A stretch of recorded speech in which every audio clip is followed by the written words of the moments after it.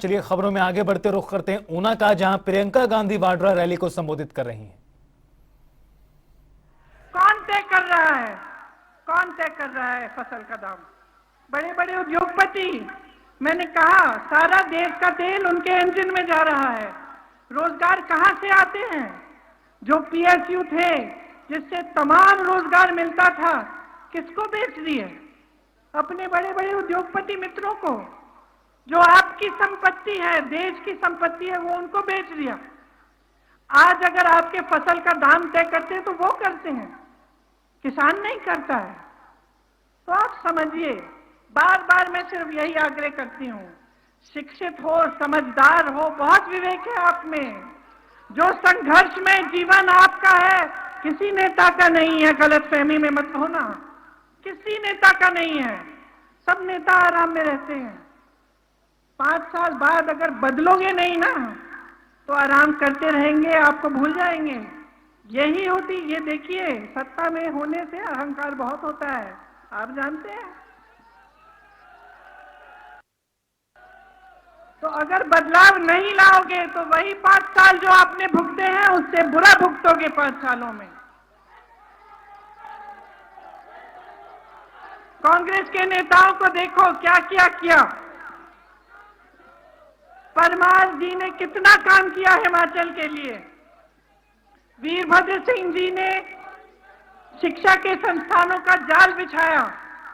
इंदिरा जी की मदद के साथ यहाँ पे जब हिमाचल प्रदेश बना तो आप सबको आगे बढ़ाने की पूरी कोशिशें हुई। चाहे यहाँ IIIT लगा, चाहे तमाम संस्थाएं बनाई गई, चाहे अस्पताल हो, चाहे कुछ भी हो, तमाम काम। आपने पुल का जिक्र किया, सबसे बड़ा पुल, सबसे लंबा पुल, वो भी कांग्रेस के नेताओं ने बनवाया।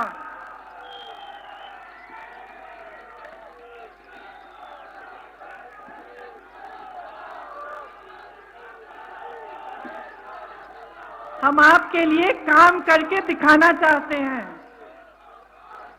मैंने कहा कि पहले मंत्रिमंडल की मीटिंग में 1 लाख रोजगार तय करेंगे, लेकिन 5 सालों में हमारा वचन है कि 5 लाख रोजगार देने का पूरी कोशिश करेंगे।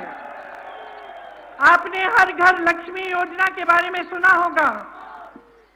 मैं जानती हूं आप कितना मेहनत करती हो। मैं जानती हूं मेरी बहनों, पूरा समाज का बोझ आपके कंधों पर है। आप आप बच्चों की परवरिश करते हो, मेहनत करते हो, घर में, खेती में, नौकरी करते हो, सब कुछ करते हो। जो महिला नौकरी करती है वो फिर भी घर आकर खाना पकाती है, क्यों आप नहीं करते? हैं? मम्मी खाना परोस के देती है ना जब घर आते हो। कभी सोचा है कितना मुश्किल जीवन होता है, कितना संघर्ष होता है माताओं का, बहनों का? हम समझते हैं। इसीलिए हम हर घर लक्ष्मी योजना बनाना चाहते हैं, जिससे 1500 रुपए प्रति माह आपको मिलेंगे, आपके खाते में जाएंगे।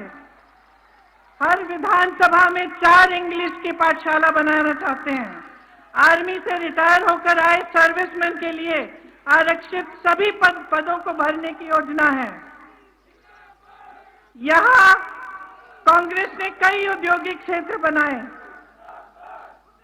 उनका विकास कराने का काम हम करना चाहते हैं, रोजगार पैदा करना चाहते हैं।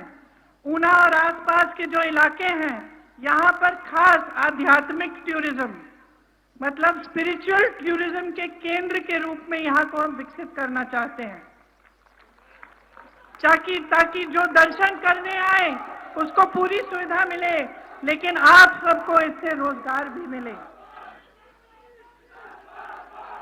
ऊना गुरु नानक देव जी की वंशजों की भूमि है।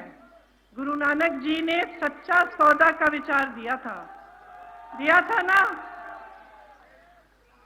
सच्चा सौदा का मतलब क्या होता है? जिसका है वो उसको मिलना चाहिए। सबसे बड़ी प्राथमिकता गरीबों की होनी चाहिए, जरूरतमंदों की होनी चाहिए। और यही कांग्रेस पार्टी का सिद्धांत है, यही महात्मा गांधी का सिद्धांत था, यही इंदिरा गांधी का सिद्धांत था और यहाँ मंच पे खड़े हुए जितने भी नेता हैं यही उनका सिद्धांत है।